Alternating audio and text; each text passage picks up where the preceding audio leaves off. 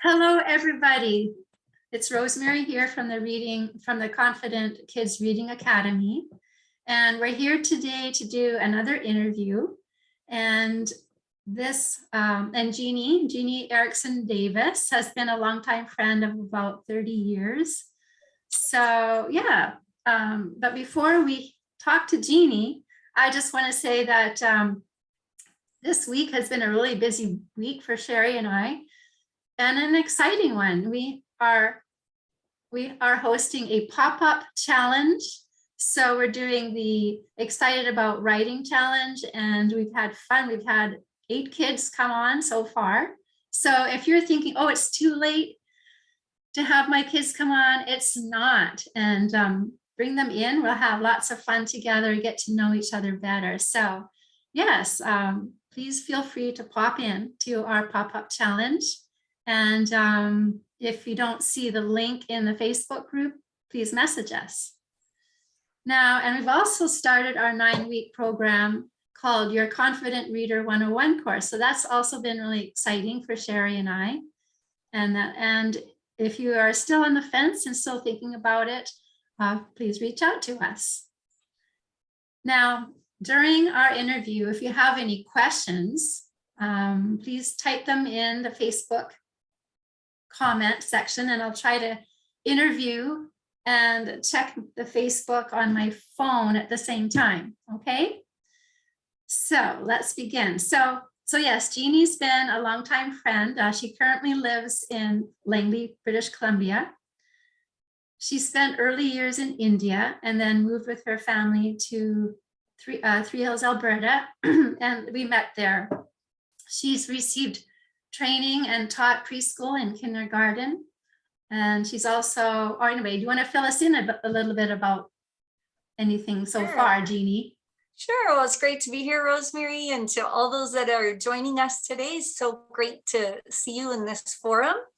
And it's just such a privilege to have a longtime friend like Rosie, and I'm very excited to be here. So as Rosemary said, I, grew up in Alberta after our family immigrated here from India. And there I spent most of my childhood in Alberta. And I worked for a while in Calgary and then in Vancouver, and as well as some time in Miami, Florida. So I've done a little bit of jet setting. And anything else? Yes. Okay. A little bit more about myself. I am currently married to Colin. We've been married for 25 years. I can't believe it. We have 2 girls that are teens and 2 dogs that keep us very entertained. And yes, Rosemary mentioned, I have been a teacher for over 30 years and spent lots of time in the classroom, especially with early learners. And it's been so fun and rewarding to teach them. And I've also spent time tutoring and teaching public speaking. Yes. So tell us, first of all, you joined Toastmasters and now you teach public speaking to children, right? That's right, Rosemary. Yes. So my journey to Toastmasters, which is a public speaking group that is in local communities, anyone can join Toastmasters, and I highly recommend it. It's a fantastic experience. I first joined Toastmasters when my girls were just little. They were just about 2 years old. And I had really wanted to have the skills to talk to other parents, and especially about adoption, because we adopted our girls into our family. And I wanted to have the confidence to be able to share with others that journey and encourage other families. So that took me to Toastmasters, and I went with my neighbor friend and spent a couple years there. And then, of course, in the busyness of raising our girls, I took a little break. And then I think it was about 5 years ago, 4 or 5 years ago, I started to go back to Toastmasters because I found that there were just some changes happening in my work, in my role, and I began to feel my confidence go down. And a friend said, you should go back to Toastmasters. And so that's what I did. And at Toastmasters, I found community and connection and confidence through public speaking. All right. And also, you are a recent TEDx speaker. So congratulations about that. How was that? Tell us a little bit about that journey. Yes, yes. Thank you, Rosemary. That was exciting, a big goal and rewarding for sure. Just to finish up a little bit with Toastmasters, I worked in different roles in Toastmasters and did accomplish a 1 year as president of our local club and entered contests. And then I began to observe our youth program in Toastmasters and be excited about children learning public speaking. And so then that took me to wanting to pursue building confidence into kids. And then I actually applied for I saw a position offered for summer camp teaching confidence and public speaking to youth, primary and youth students. And I was so excited about that. So I thought, I'm just going to send an email and see what happens. And so I did. And that has led me to the past 4 years of working with a leadership group that teaches confidence in public speaking. And from there, my students showed so much courage, and I watched them step out to participate in power speaking contests and in TEDx events. And children from as young as 8 all the way up through high school. And they really inspired me. And so that's really amazing. Having children as young as 8, stepping out on the stage and speaking. So is there a Toastmasters class for kids? There is a Toastmasters youth program. And so the Toastmasters youth program is usually implemented by a local club. So as a club, we did it at the Walnut Grove Senior Secondary. We hosted a youth program. And it was very inspiring to see the students step up into that. And so they don't offer any other program besides that, but that's a good launching point. Mm-hmm. However, the leadership group that I'm working with, they offer classes for primary and high school students. And so I stepped into that because the leader of the group is a Toastmaster as well. And so he was super excited about wanting to give that skill to children. That's very inspiring. I love to hear this story. So I think that's great for parents to learn that there is a Toastmasters for youth, and how have you seen it helping, like these public speaking classes? How have you seen these helping kids?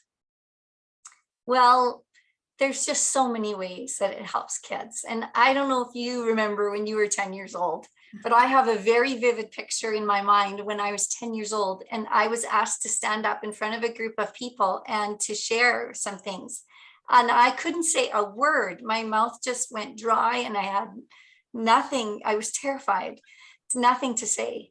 And so I think in the back of my mind, I thought, oh, I'm going to make sure that doesn't happen to other children. I want to help them to be confident. And so I wanted so much to give skills to students and children to help them. So the skills I see, especially in the primary and high school students that I have had the opportunity to teach, are the skills of knowing how to present with confidence, to have the etiquette as well as the excellence to present confidently their ideas.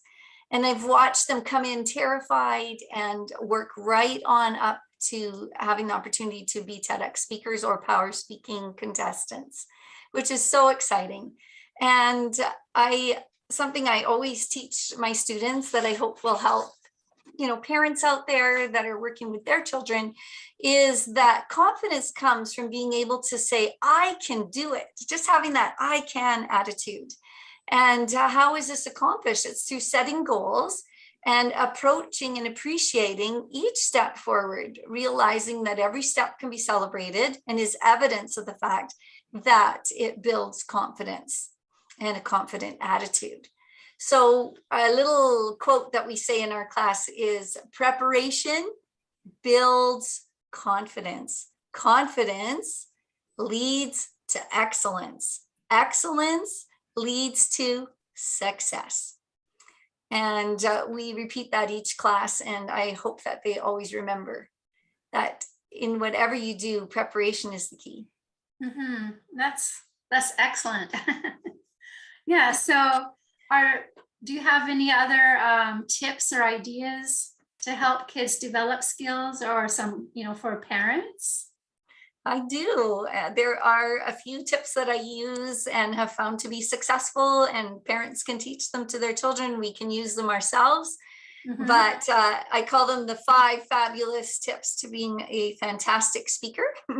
So the first one, of course, is to have a warm smile. I think to remember to smile, and not smile the whole time, but to have that warmth when you begin is very important. And then eye contact. On Zoom, our eye contact is, of course, through the camera. And in person, it is much more inclusive of your group. Then gestures are really important and very expressive. So we talk a lot about how to use your gestures. And then movements. You don't want to be a total robot or a statue when you're speaking, but to actually have some interest and movement as you're talking. And then the next really important and a 5th skill is vocal variety. So using your voice to engage, sometimes dropping down to a whisper, sometimes using a loud, expressive voice, all are very important parts of being a great speaker. And then we also have some gestures that we go through, because I find gestures are one of the hardest things for students to have the confidence to use your hands, to get them out. And on Zoom, we reach our hands higher so that we can see them in the camera. It takes practice to make it smooth, but it's very important part of speaking so that your audience is interested. So I call it the 8 great gestures. So I'll just tell you a few of them, but one of them is the welcome gesture. And the welcome gesture is to always remember when you're speaking to have palms up. It's a very warm gesture, and to have your arms open. I call them eagle arms. You want to have eagle wings, not T-Rex hands. So you want to be very open, and that is very warm to your audience. Of course, on Zoom, you can come right up and have that opportunity, look right into your camera, and create some warmth and connection. And then another one is called the giving gesture. So the giving gesture is where you say, cats are fun, but dogs are better. So using 2 sides and then turning your head towards the opinion that you're expressing. And then there's the including gesture, which I find, especially in an in-class room, it's great for remembering rotating eye contact. And then there is a showing gesture, which is one of showing emotion. So it's a very powerful. So there are more, but I'm not sure how many you want to hear. So. Well, I really like all of those different gestures. And I think that, if kids want to practice, or, at home, or make a little speech, they can practice using those gestures, and and use some of these tips as well. So that's great. It's great to have you here, Jeanie, and to share some of those tips and ideas. So I've been waiting to have this interview for quite a while. So I'm so glad that you were able to join us today. Yeah, it's so great to be here. Yeah. And I just wanted to add on there too, that it's practice. As I said, preparation builds confidence, which comes from practice. Practice Definitely. Leads to progress. And I found even when I was at Toastmasters that if I missed a week, I could tell a difference in my confidence. So just a weekly opportunity to speak is very confidence building, and to step out even when you're afraid. So I know when I was given the opportunity to be a TEDx speaker, I felt hesitant, even though I was experienced, and it was a big goal, but it was really rewarding to do it and to face my fear and to be able to say to my students, I know how you feel, and you can do it. Thank you, Rosemary. Yeah. Now you've had several students become TEDx speakers, right? Yes, absolutely. Yes, and they can, it's amazing to see them. I would watch them on YouTube, and they inspire me to imagine being a TEDx speaker as young as 8, 9 years old is phenomenal. And even the high school students, when I watch them, the grace and excellence with which they speak is so heartwarming. And that's what I long for children, that they can actually feel so confident that they can share their ideas and opinions with ease, not be afraid to say their thoughts. And I think also, like, when children have that confidence, right? They're not, they don't have to be afraid to step out, and if they see something that doesn't look right, you know, if they see something, you know, something maybe happening to somebody else, or something that doesn't seem quite normal, right? They don't have to worry about, they have the confidence to speak and to be able to communicate that. Absolutely. That's definitely one of my passions, because I think that, you know, perhaps more when I was growing up, that children were more seen than heard, and you didn't have the confidence to say things like maybe you wished you could, and you didn't know how to overcome the fear because you don't have the opportunity. So I think it's really key to protecting our children, and also to creating a culture of confidence amongst children, so that, yes, they can say it. If they see something, say something. And I often tell them that, like, you know, make sure you use your voice, and you can do it in a way that is appropriate, but very confident. Great. Okay, well, I don't see any questions in our Facebook comments. It's not yet, but could you share those maybe TEDx, some of your student TEDx links, and I'll share them in our group for anybody that's interested in watching. Yeah, I can definitely do that for you, Rosemary. Were you wanting to do that right away? Because I just don't have them marked at this point. No, that's okay. But I'll put them in as a comment, and then absolutely, I can give them to you for sure. And yes, and you can take a look at those TEDx speeches, and hopefully it'll be inspiring. Yeah. Okay. Well, thank you so much. Thank you again, Jeanie, for coming, and I'm so glad I was able to interview today. You're welcome. I enjoyed being here, and I wish you all the best, and have a great evening. Goodbye, everyone.